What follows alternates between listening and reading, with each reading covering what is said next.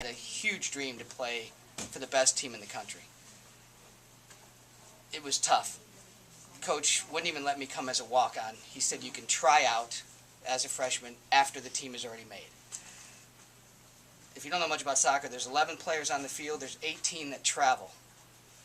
When I tried out, there were 34 players on the roster. There's no JV, there's no freshman team, there's one varsity team. So there's 34 players vying for 18 travel spots, vying for 11 starting positions. And all 34 of those players, at that time, IU was such a juggernaut that they were recruiting the best players in the country. So all these players coming in were blue-chip players, blue-chip athletes, top recruiting class in the country year after year. And they had just come off winning a national championship.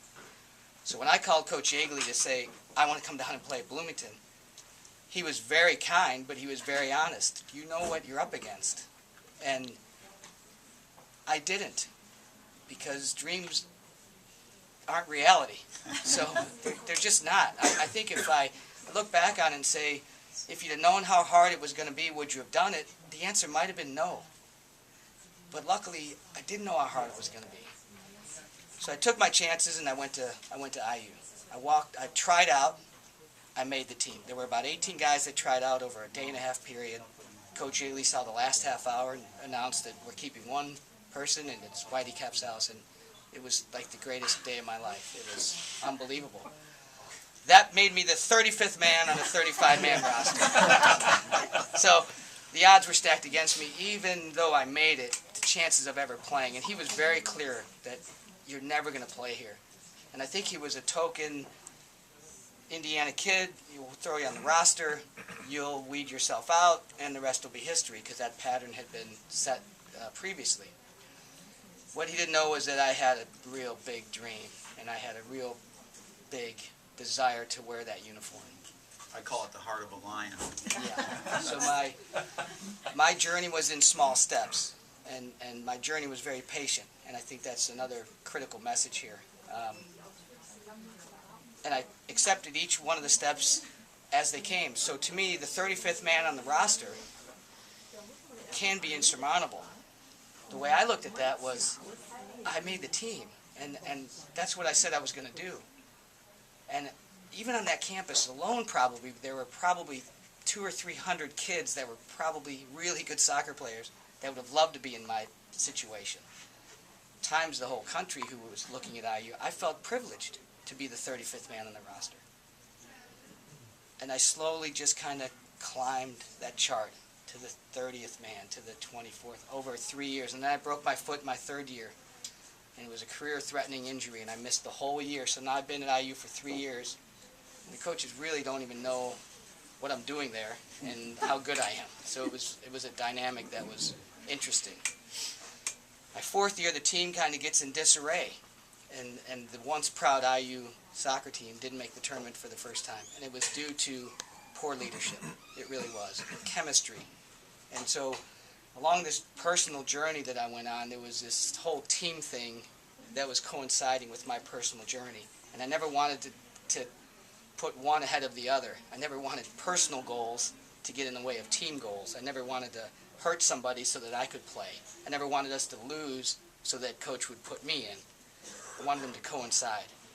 So in '86, when we didn't make the tournament, Coach made a decision to announce me as the captain. And it was life-changing. And it was out of the blue, and it was unexpected.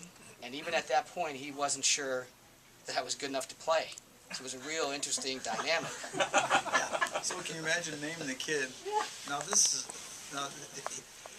35th guy. The coaches tell him that you're never going to play. They've encouraged. He won't say this. They encouraged him to transfer, and so then he suffers his third and fourth year. He suffers this career-threatening injury, which he talked about, that knocks him out for an entire year. And then the coach finally realizes, well, this kid's got some really great character traits, and we need to name him team captain. So he names him team captain, but oh, by the way, you're not going to start. How many times have you heard that? So then they go through the first couple 3 games this year, his final year now. He was 5 years into this thing, and they're struggling. Things are going, they're sort of off the map. They don't quite have that chemistry. Finally, Whitey has talk with him. I'm taking over here for you. Have a seat, buddy. This is what the relationship was like. So finally he persuades, Whitey has a talk with him and just says, look, Coach, erase everything you think about me right now. Just look at me for these next few days of practice. And if you like what you see in the next few days of practice, give me a shot. Well, they lose Whitey doesn't start. They lose the next game. The coach goes ballistic. He says everything's going to be up in the air. Everybody's positions are for up in the air. And he really was. I mean, it was the lowest point of it. He mentioned it the other night. His 40-year career, that moment was the absolute lowest of his career, to the point that he didn't know what to do. He was out of answers. He was done. He was crumbling, and the program was crumbling underneath him. And this is a huge program. I mean, this is a program that this guy started the program in 1973. He built this program up from nothing. It wasn't even a varsity sport. It was a club sport when he got there, and he built it up. So he finally decides to give this kid, who he has told repeatedly is never good enough to play, he's finally given him an opportunity to start. And you know what happens then? The unranked, underachieving Hoosiers go on a 16-game winning streak to the #1 team in the country. And this kid, who was told he was never going to play, is the team captain. Yay! Clap, clap, clap. And you know what? That's not where it ends. But I'm not going to tell you the end because I want you to buy the book. All right, you can take it from here now. I think there's a couple points in there that are really critical. While Coach was telling me to transfer and that you'll never play, I guess he was not doing it in a mean way. No. He didn't say, get out of here. He just was trying to be honest.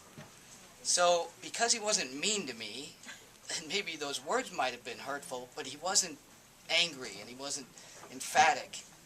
To me, he always left a little crack in the dream. He really did. He wouldn't say, you're not allowed to come back. And that's what it would have taken. They would have had to drag me off that campus. And if they would have, I would have accepted.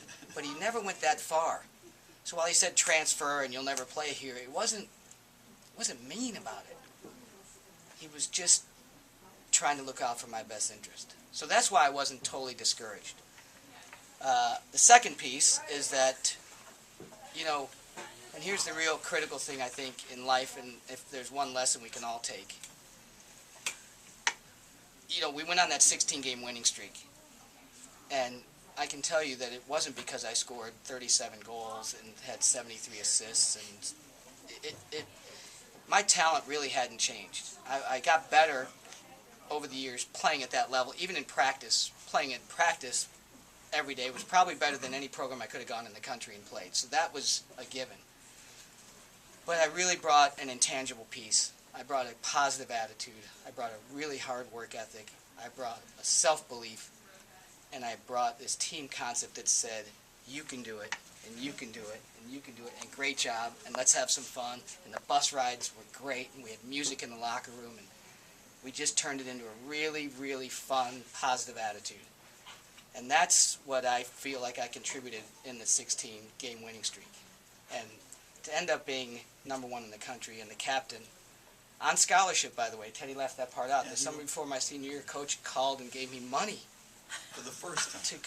to go to my 5th year. I said, Coach, you don't have to do that. I'm coming. I mean, I'm all in. He said, no, we want to reward you.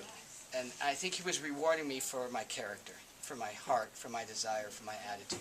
And there's a lot to be said for that. And I will take that forever. And I've tried to carry that in as a father, as a son, as a cousin, as a coach, in all my walks of life. So if there's one tidbit, dream. Be vulnerable, be okay to dream. And if you see someone that has a dream or someone shares it with you, encourage them. There were so many people in this book that gave me just enough energy to keep going. And it's well documented. And you can see that the book is actually a lot about relationships as well. So that's what I hope you take from this. Does that sound good? Is that, Coach, does that help? Sounds good. Okay. Thanks very much. Okay. That's right. Any other questions?